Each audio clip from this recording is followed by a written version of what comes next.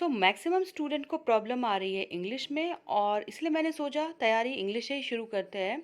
और यहाँ पे मैंने इंग्लिश के कुछ प्रीवियस ईयर के क्वेश्चंस को लिया है, जिससे कि आपको पेपर पैटर्न का अंदाज़ा लग जाएगा। और जो कुछ ऐसे क्वेश्चंस हैं जो रिपीट भी हुए हैं कई साल एग्जामिनेशन में, इंग्लिश पोर्शन में मैंने देखा है। इसमें 2019 के भी क्वेश्चन है, कुछ 18 के भी हैं। टोटल अराउंड 60 क्वेश्चन कराऊंगी, जो आपके सिर्फ और सिर्फ इंग्लिश पार्ट से हैं। यहाँ पे AWS के प्रीवियस 3 ईयर्स के क्वेश्चंस है ये, जो 20-20 क्वेश्चन आते हैं हर साल इंग्लिश से। तो यहाँ पे 60 क्वेश्चन मैं यहाँ पे आपको कराऊंगी। आप ये पूरा वीडियो इसलिए देखेंगे क्योंकि आपको समझ में आएगा कि किस टाइप के इंग्लिश के क्वेश्चंस आते हैं और क्या क्या टॉपिक्स वो टच कर रहा है। ऑलरेडी मैंने आपको सिलेबस दे दिया है, जिसमें कि आपको पता लग गया है कि आपको इंग्लिश में कौन कौन सा टॉपिक से क्वेश्चन यहाँ पे पूछा जाता है। वो टॉपिक आपको रेडी करना है।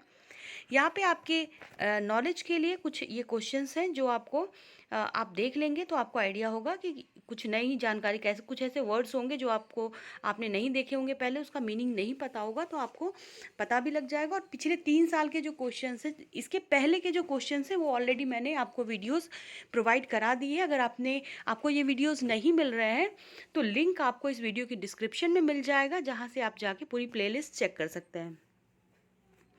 अभी हम देखेंगे प्रीवियस 3 ईयर्स के क्वेश्चंस को। यहाँ पे मैंने आंसर को ग्रीन कलर से मार्क कर दिया है, और फिर मैं आपको साथ ही साथ एक्सप्लेन भी करती जाऊँगी, जिससे आपकी कुछ नॉलेज भी बढ़ जाए और आपको पता भी लग जाए इसका मीनिंग और बाकी चीज़ों के बारे में। तो पहला सवाल है कि अगेंस्ट ईच कीवर्ड आपको बताना है। यहाँ पे 4 सजेस्टेड मीनिंग दिए हैं, आपको बताना है कि कौन सा वर्ड या फिर फ्रेज जो नियरेस्ट मीनिंग का है, यानी कि साधारण शब्दों में बोले तो आपको सिनोनिम को चूज़ करना है इसमें से। तो पहला जो वर्ड है एंटागोनिस्ट है। अब एंटागोनिस्ट वर्ड है, इसका आपको सिनोनिम चूज़ करना है। तो जो आंसर होगा ये हॉस्टाइल होगा। पहले ये जान लो कि एंटागोनिस्ट का मतलब क्या होता है। एंटागोनिस्ट कहा जाता है जिसका मतलब होता है एन इनमी या फिर ओपोनेंट, और या फिर एडवर्सरी जिसको कहते हैं। तो उसका सिमिलर वर्ड है, हॉस्टाइल भी सिमिलर वर्ड है उसका। अगेंस्ट ईच कीवर्ड, यहाँ पे अगेन एक सिनोनिम है। इसमें से 4 फ्रेजेस या वर्ड्स हैं, जिसमें से आपको सेलेक्ट करना है कौन सा फ्रेज या फिर वर्ड इसके लिए इसका सिनोनिम होगा। सो एपर्टेन का मतलब होता है रिलेट करना या फिर कनेक्ट करना, किसी चीज़ को कंसर्न करना। Or be appropriate, so to be appropriate यहाँ पे राइट मीनिंग होगा, राइट आंसर होगा इसका। क्वेश्चन नंबर 3 है, read the sentence and choose the antonym of the underline word among the alternative words or phrase.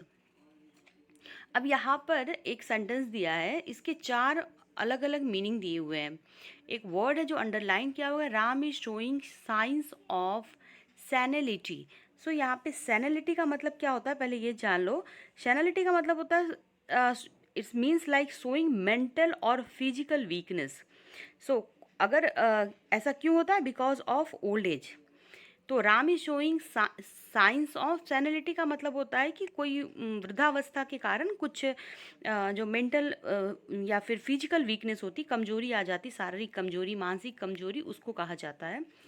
तो यहाँ पे आपको इसका जो एंटोनिम है वो एंटोनिम वाला वर्ड होगा, वर्ड यहाँ पे वेरिलिटी। सो वेरिलिटी का मतलब क्या होता है, जस्ट इसका अपोजिट मीनिंग होता है वेरिलिटी का। नेक्स्ट है, read the sentence and choose the antonym of the underlined word among the alternative word or phrases. So sentence यहाँ पर है, the superintendent looked very grumpy. Grumpy, अब इसका एंटोनिम आपको ढूंढना है। एंटोनिम ढूंढने से पहले ग्रम्पी कहा जाता है इन अ बैड मूड, यानी कि कोई जो खराब मूड में है, अच्छे मूड में नहीं है, उसे ग्रम्पी कहा जाता है।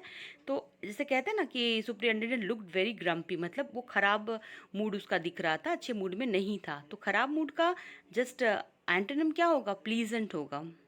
बाकी देख लो, जैसे श्योरली है, एफिशिएंट है, ऑनेस्ट है, ये सारे ग्रम्पी के नहीं है एंटोनिम। एंटोनिम क्या है, प्लीजेंट है। जब मूड खराब होता है तो प्लीजेंट मूड उसका जस्ट अपोजिट होगा। Against each keyword are given 4 suggested meaning, choose the word और phrase which is opposite in the meaning to the keyword. अब यहाँ पे कीवर्ड दिया है ल्यूरिड। तो ल्यूरिड का मतलब क्या होता है, ल्यूरिड का मतलब पहले जान लो। ल्यूरिड क्या होता है, अनप्लीजेंट या फिर जिसको बोलते हैं शॉकिंग। क्यों, because of extremely vivid details, too bright in color making it unpleasant, मतलब बहुत क्या बोलते हैं उसको, बहुत ज़्यादा ब्राइट कलर होता है ना, मतलब कोई ऐसा कलर होता है जो आंखों को बोलते हैं चुभ रहा है, उसे बोलते हैं ल्यूरिड। तो इसका जस्ट अपोजिट होगा माइल्ड। तो जो चीज़ें चुभ चुभ रही है ऐसी, मतलब कोई कलर चुभ सकती है आपकी आंखों को, या फिर कुछ ऐसा, कोई ऐसी चीज़ें हैं एक्सट्रीमली, मतलब बहुत जो चीज़ें हैं ना कि जो ऐसे इरिटेट कर रही है, उसका अपोजिट होगा माइल्ड। यहाँ पे इरिटेट नहीं बोलेंगे, इसे चुभना बोलते हैं।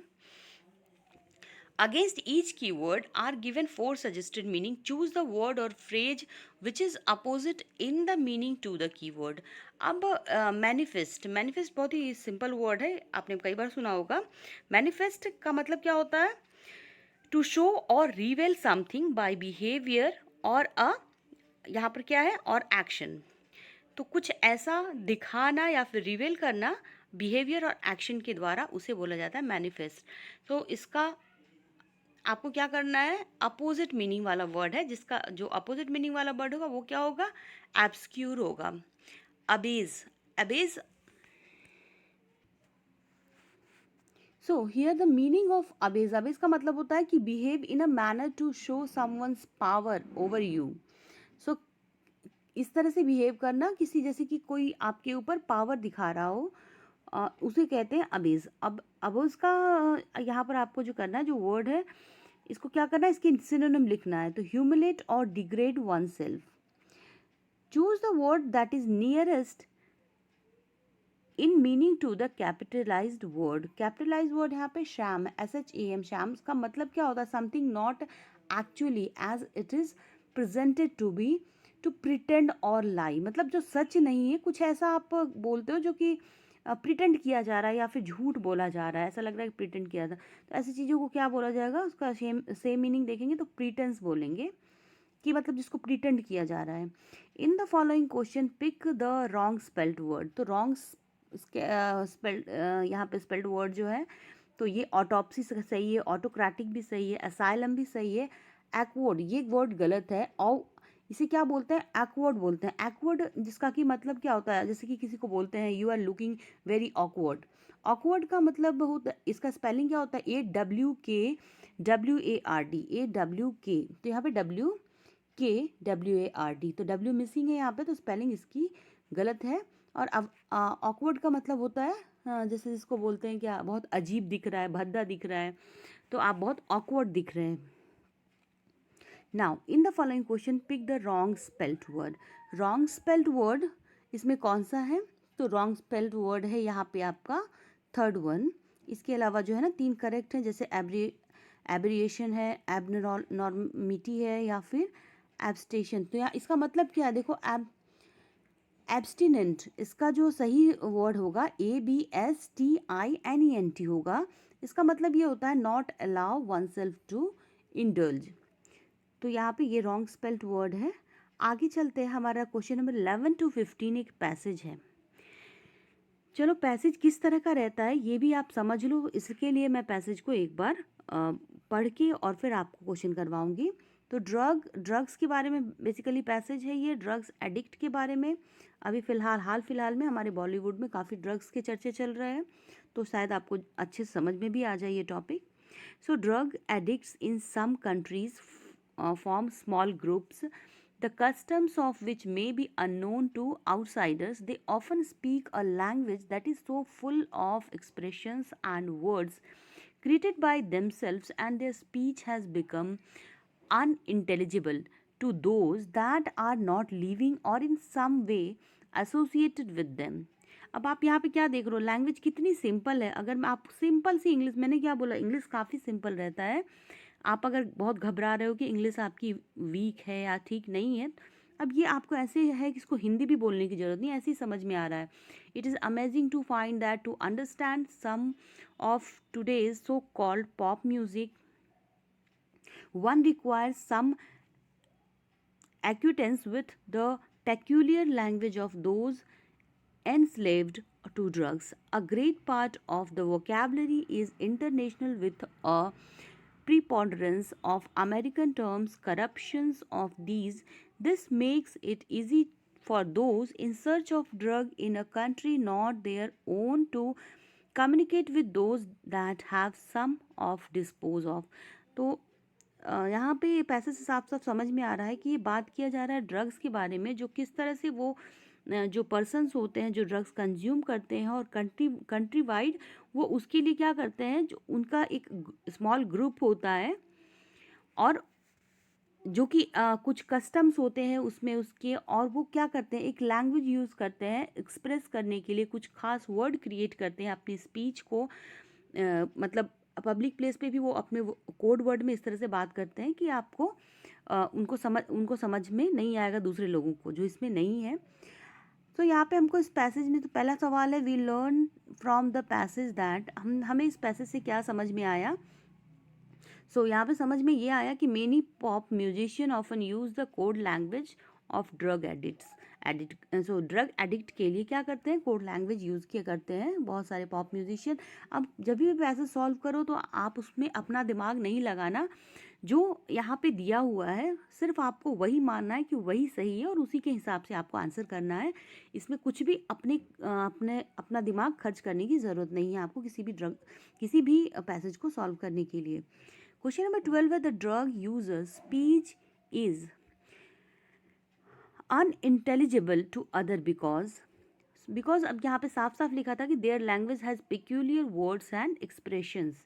आपने पीछे देखा यहाँ पर आगे है, drug addicts have their own culture, इनका अपना एक कल्चर होता है ड्रग एडिक्ट्स का।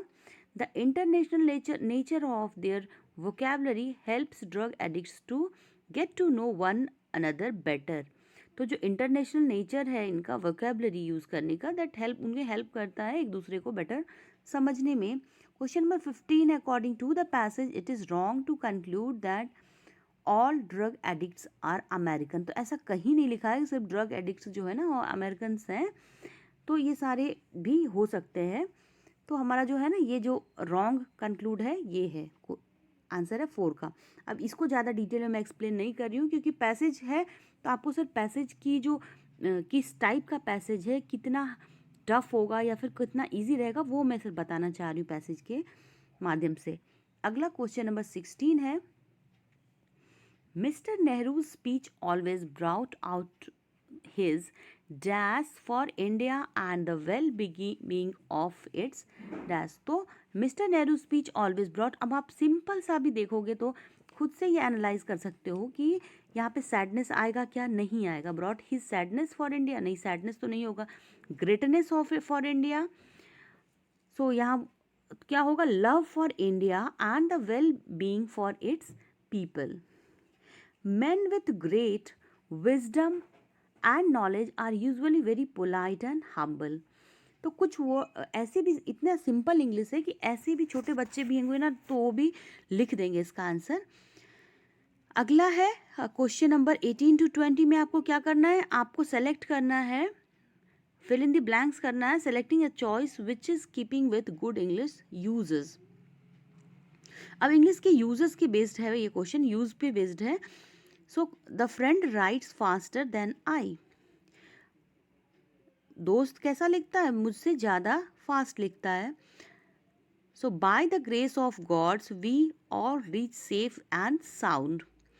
तो by the grace of God, अब यहाँ पे due the grace of God होगा नहीं, from the grace of God भी नहीं होगा, ऑन द ग्रेस नहीं होगा। आपने देखा होगा कि मैरिज कार्ड्स या किसी भी ओकेज़न का जो कार्ड्स होता है वहाँ पे लिखा जाता है by the grace of God. So जब भी लिखा जाता है तो by the grace of God.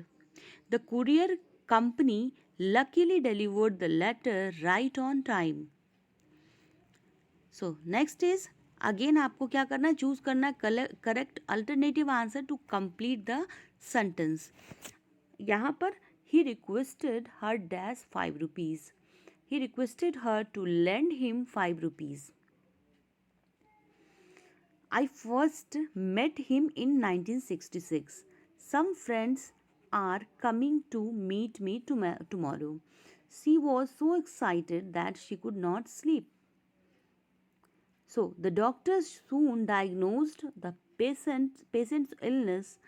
In this sentence, diagnosed means, सो अब सिंपल सा डायग्नोज का मीनिंग यहाँ पे क्या होगा? So decided on the nature of, मतलब डायग्नोज का मतलब होता है कि किस तरह का प्रॉब्लम है, किस तरह का उसमें नेचर आ रहा है, तो वो उसको डिसाइड करना। Question number 26 to 28 in each question. अब यहाँ पर देखना कि आप जो क्वेश्चन किस किस टॉपिक से आ रहे हैं। रॉन्गली स्पेल्ड वर्ड से आपको सेलेक्ट करना है। रॉन्गली मतलब कौन कौन से वर्ड हैं जिनकी रॉन्ग स्पेलिंग लिखी हुई है। तो देखो पहला यहाँ पे वर्ड है जो मार्शलिंग करेक्ट है, पेडेस्ट्रियन भी करेक्ट है, नेमेसिस भी करेक्ट है, और शेकल, इसकी शेकल नाम से शेकल कोई वर्ड नहीं होता, सीकल वर्ड होता है, शेकल नहीं होता, तो ये रॉन्ग स्पेलिंग है। 27 है सोरोरिटी, टेरेस्ट्रियल होता है, टेरेस्ट्रियल मतलब जो पानी और ज़मीन में रहता है उसे टेरेस्ट्रियल कहते हैं। मैग्निफिकेशन भी वर्ड है। हैबिटेशन में HABI होता है, डबल बी दे दिया है, ये भी रॉन्ग स्पेल्ड वर्ड है।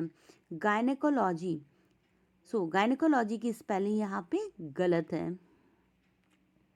Given below are the four spellings of the same word, choose the correct one। सो यहाँ पे 4 स्पेलिंग दी है, आपको करेक्ट वाला करना है, तो बाकी 3 गलत है। एनोनिमस का स्पेलिंग जो है ना, थर्ड वाला करेक्ट है। नेक्स्ट है, in the following question select the appropriate word that best represents the given set of words. So introvert, so a person whose thoughts are turned inwards, मतलब जो अंतर्मुखी स्वभाव का व्यक्ति, उसे हम क्या कहते हैं? इंट्रोवर्ट कहते हैं।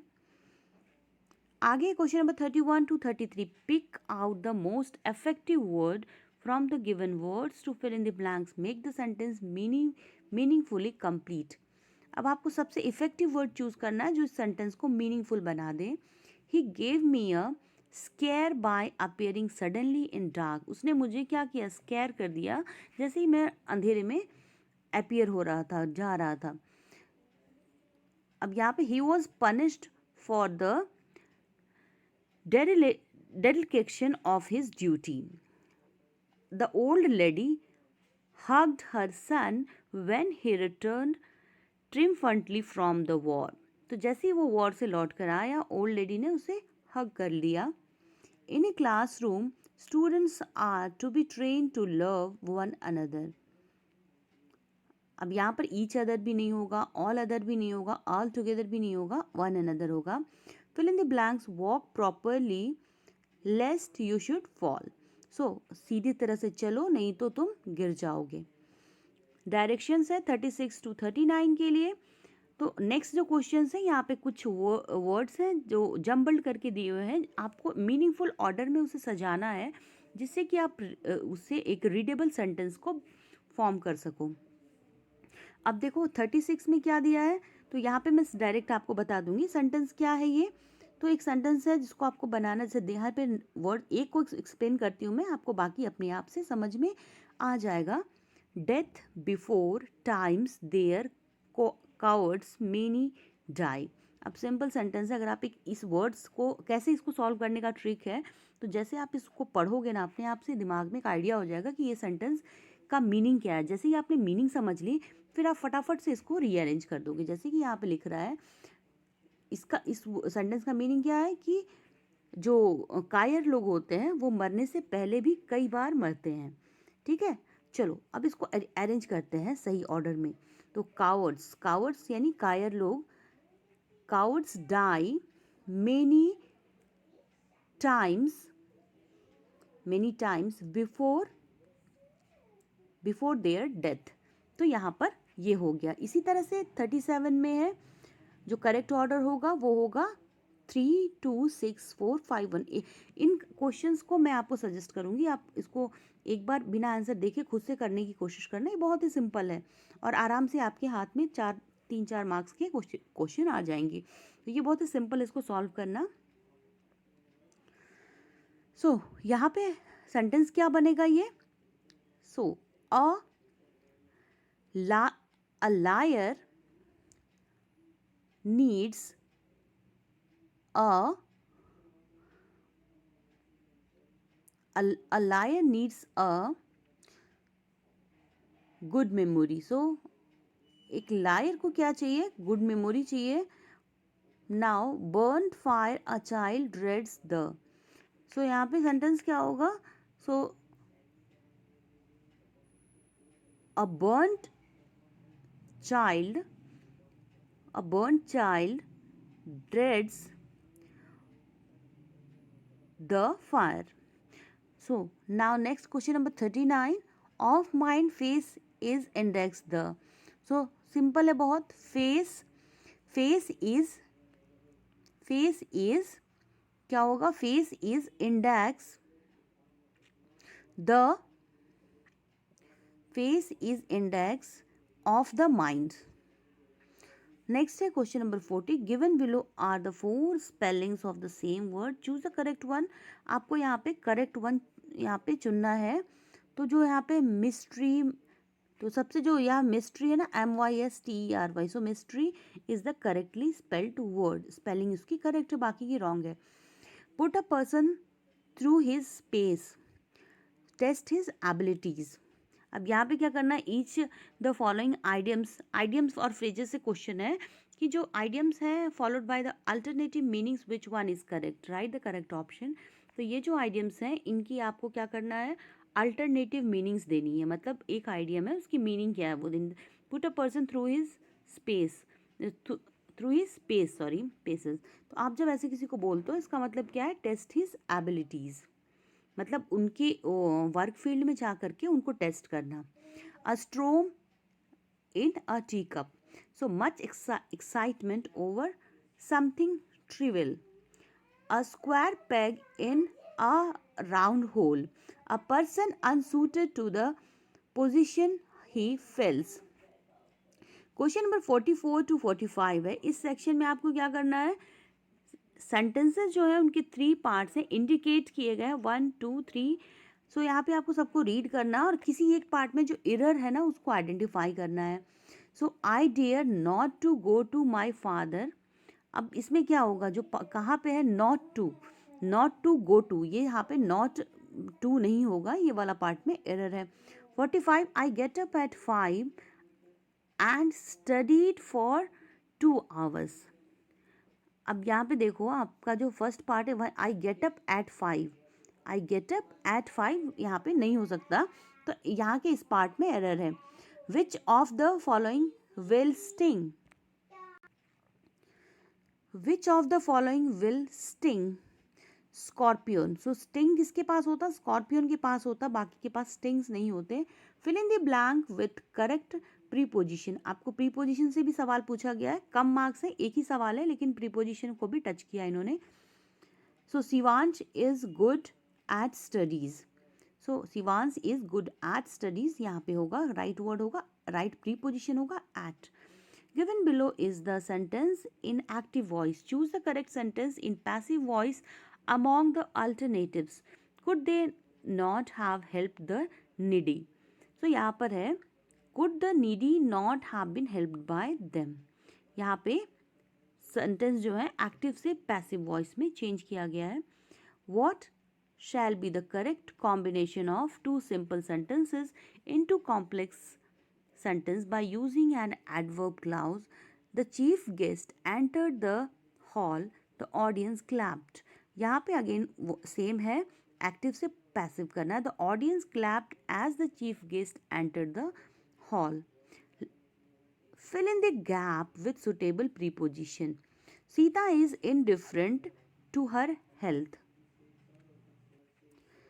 Identify the correct tense which has been used in this sentence. By the end of this year, he will have saved a lot of money. इसमें कौन सा टेंस है, तो फ्यूचर परफेक्ट टेंस है। Fill in the blank using correct article. Kalidas is the Shakespeare of India.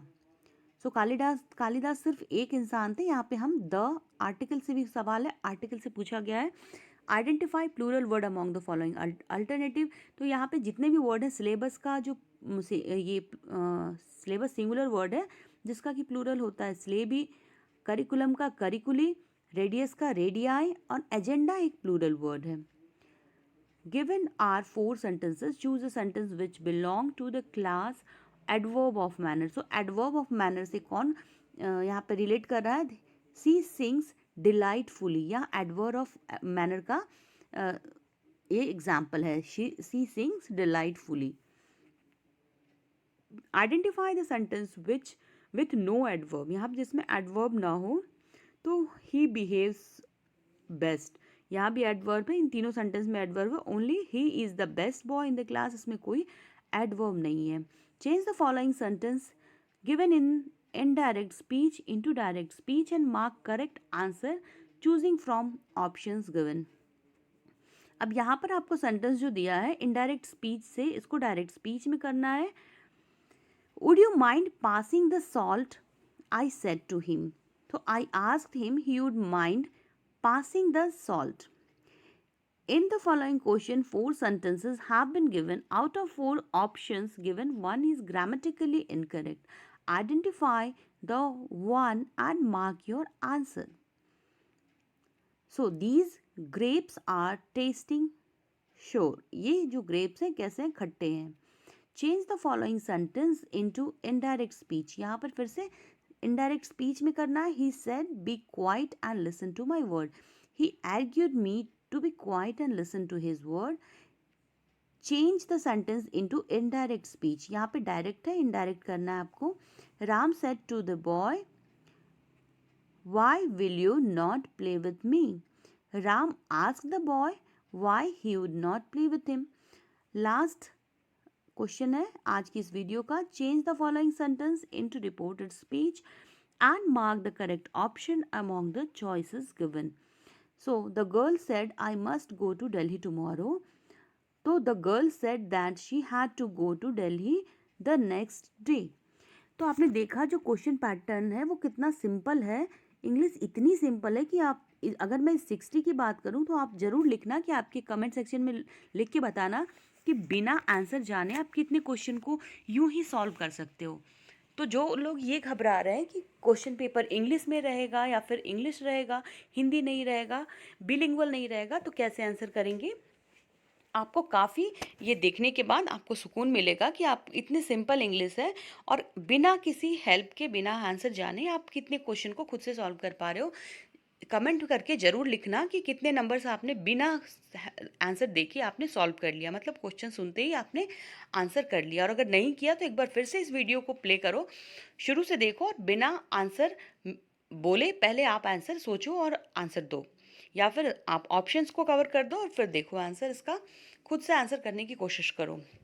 जल्दी मिलती हूँ, अब नए टॉपिक के लिए वीडियो बनाऊंगी इंग्लिश में। अब मेरे ख्याल से आपको बहुत हेल्प हो गई होगी, और फिर भी अगर इंग्लिश में कुछ और भी हेल्प चाहिए आप, तो आप बता सकते हो कमेंट सेक्शन में लिख के, मैं उसके ऊपर भी वीडियो प्रोवाइड कराऊंगी। इसके बाद मैं आपको पेडागोजी, कंप्यूटर और बाकी के सब्जेक्ट्स के लिए 1 बाय 1 कुछ इस तरह के लास्ट 3 ईयर्स के क्वेश्चन को सॉल्व कराएंगे प्रीवियस ईयर के लिए। Till then take care and thanks for watching.